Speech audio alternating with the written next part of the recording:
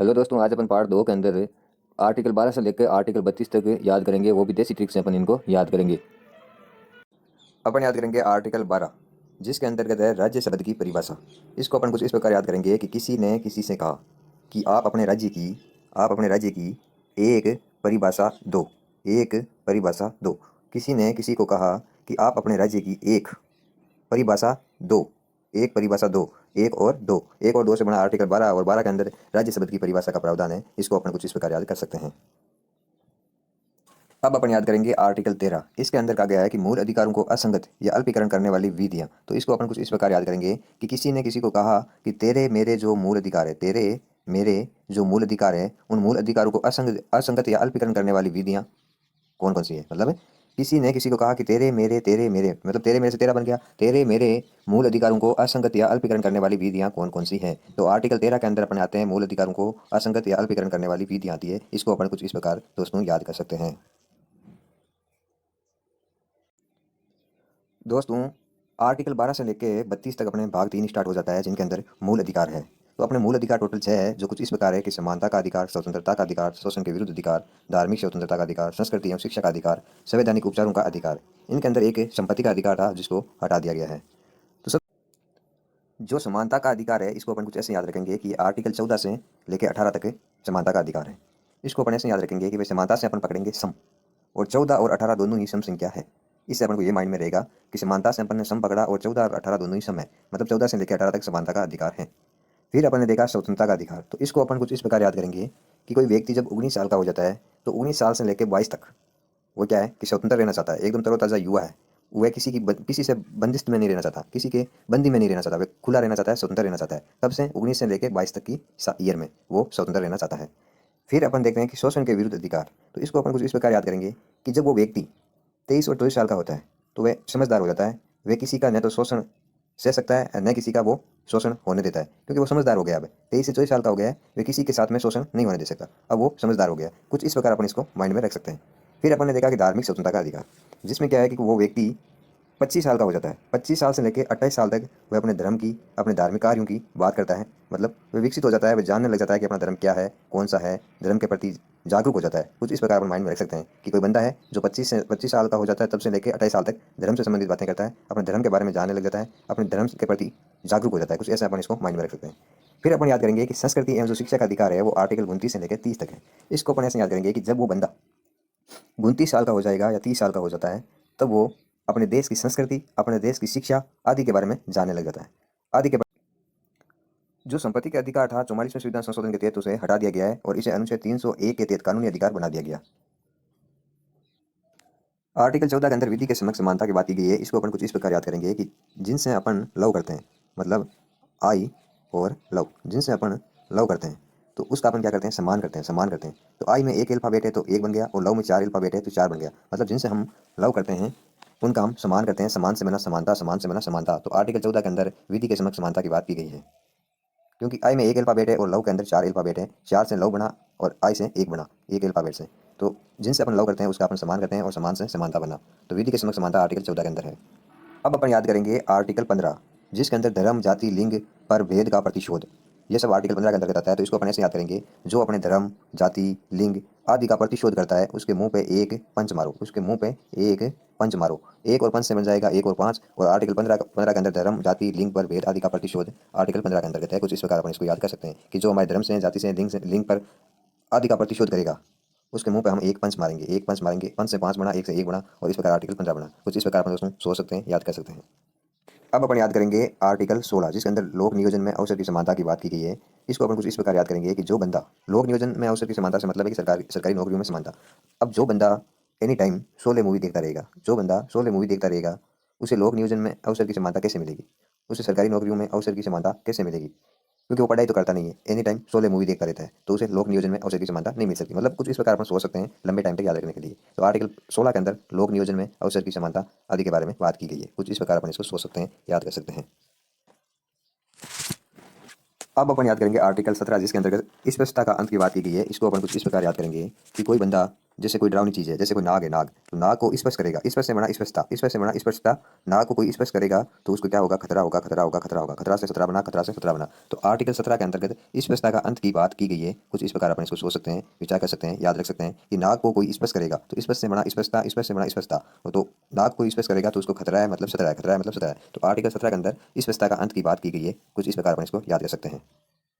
अब अपन याद करेंगे आर्टिकल 18, जिसके अंदर उपाधियों का अंत की बात की गई है। इसको अपन कुछ इस प्रकार याद करेंगे कि कोई एक बंदा है, कोई एक बंदा है, उसकी सारी उपाधियों का अंत हो गया, अंत हो गया। अब उसके ज़िंदगी में कोई ठाठ नहीं रहे, कोई ठाठ नहीं रहे। ठाठ से बना आठ, ठाठ से बना आठ कि भाई कोई एक बंदा है, उसकी सारी उपाधियों का अंत हो गया, सारी उपाधियों का अंत हो गया। तो उसकी ज़िंदगी में अब कोई ठाठ नहीं रहे, कोई ठाठ नहीं रहे, क्योंकि उसकी उपाधियों का अंत हो गया है। तो ठाठ से बना आठ है, ठाठ से बना आठ। और आर्टिकल 18 के अंदर उपाधियों के अंत की बात की गई है। कुछ इस प्रकार अपन इसको याद कर सकते हैं।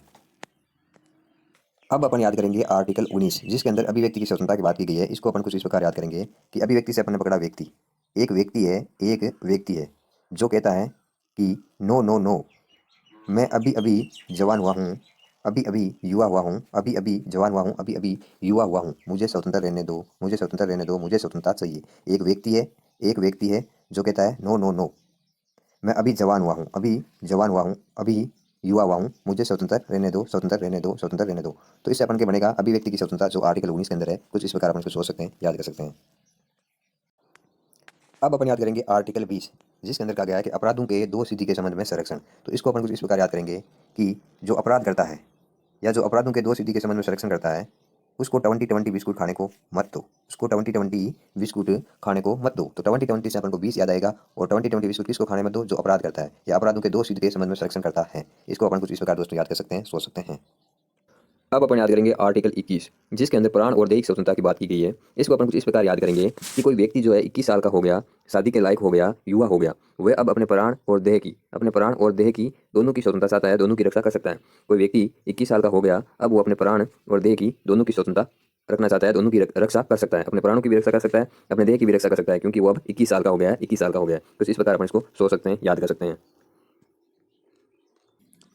अब अपन याद करेंगे आर्टिकल 22, जिसको अपन कुछ इस प्रकार याद करेंगे कि इसके अंदर बात की गई है कि कुछ दिशाओं में गिरफ्तारी से संरक्षण की बात आर्टिकल 22 में की गई है। इसको अपन ऐसे याद करेंगे कि जो काम वाली बाई होती है, काम वाली बाई, बाई से अपन को याद आएगा 22, काम वाली जो बाई होती है, 22 से अपन को याद आएगा 22 से, क्योंकि वॉइस मिलती जुलती है, बाई और 22, बाई और 22 वॉइस मिलती जुलती है। तो काम वाली जो बाई है उसकी गिरफ्तारी हो गई, उसकी गिरफ्तारी हो गई, गिरफ्तारी से संरक्षण चाहिए उसको, उसकी गिरफ्तारी हो गई, गिरफ्तारी से संरक्षण चाहिए। तो इससे अपन को याद आएगा कि कुछ दिशाओं में गिरफ्तारी से संरक्षण से अपन को याद आएगा कि गिरफ्तारी किसकी हुई, काम वाली बाई की, बाई मतलब 22, बाई मतलब 22। तो आर्टिकल 22 के अंदर कुछ दिशाओं में गिरफ्तारी से संरक्षण की बात की गई है। कुछ इस प्रकार अपन इसको याद कर सकते हैं।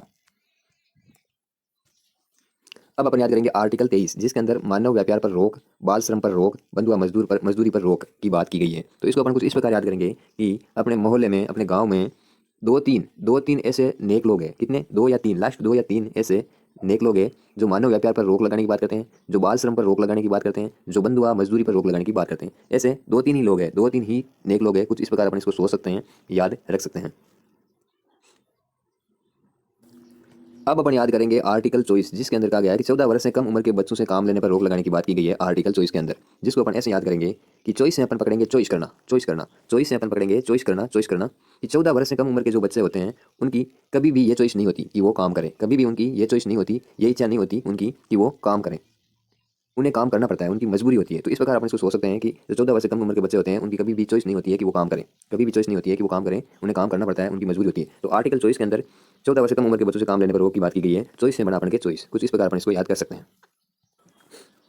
अब अपन याद करेंगे आर्टिकल 25, जिसके अंदर किसी भी धर्म को मानने, आचरण व प्रचार करने की छूट की बात की गई है। इसको अपन कुछ ऐसे याद करेंगे कि जब किसी व्यक्ति को धर्म को मानने व उसके प्रचार करने के लिए कोई रोकता है, तो ऐसा जब वो करता है तो उसको उसके मुंह पे दो पंच, उसके मुंह पे दो पंच, दो पंच उसके मुंह पे, दो पंच उसके मुंह पे, दो और पंच से बना 25। और आर्टिकल 25 के अंदर किसी भी धर्म को मानने, आचरण व प्रचार करने की छूट की बात की गई है। और जब कोई व्यक्ति किसी को धर्म मानने और उसे प्रचार करने के लिए रोक लगाता है, तो उसके मुंह पे दो पंच, दो पंच उसके मुंह पे, दो पंच, दो पंच, दो पंच, दो और पंच से बना दो और पंच से बना 25। और आर्टिकल 25 को कुछ इस प्रकार अपन दोस्तों याद कर सकते हैं।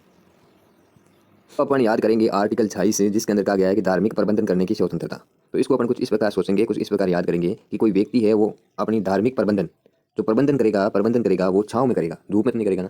मतलब किसी भी चीज़ का प्रबंधन करना, तो प्रबंधन तो वो छाँव में करेगा। तो छाँव से अपन को याद आएगा 26, छाँव से अपन को याद आएगा 26। अब कोई व्यक्ति किसी चीज़ का प्रबंधन करेगा, वह धूप में तो नहीं करेगा, वह छाँव में ही करेगा। तो प्रबंधन से अपन को याद आएगा धार्मिक प्रबंधन करने की स्वतंत्रता, और प्रबंधन कहाँ पे किया, छांव पे किया, तो छांव से अपन को बना 26 मतलब छांव से अपन को याद आएगा 26। तो आर्टिकल 26 के अंदर धार्मिक प्रबंधन करने की स्वतंत्रता की बात की गई है। कुछ इस प्रकार अपन इसको याद कर सकते हैं। अब अपन याद करेंगे आर्टिकल 27, जिसके अंदर धार्मिक संपोषित मतलब धार्मिक कार्यों पे पैसे लगाने की छूट की बात की गई है, मतलब धार्मिक संपोषित। तो इसको अपन कुछ इस प्रकार याद करेंगे कि सैप और संपोषित होता है और सैप और 27 हो जाएगा, इस प्रकार याद कर सकते हैं। या फिर जो व्यक्ति धार्मिक कार्यों पर पैसे लगाना चाहता है उसका 2 7 आप, जो धार्मिक कार्यों पर पैसे लगाना चाहता है उसका आप 2 7, 2 उसका 7, 2 उसका 7, किसका 7, जो धार्मिक कार्यों पर पैसे लगाना चाहता है उसका 2 7, उसका 2 7, उसका 2 7 आप, 2 7 आप, कुछ इस प्रकार अपन याद कर सकते हैं दोस्तों।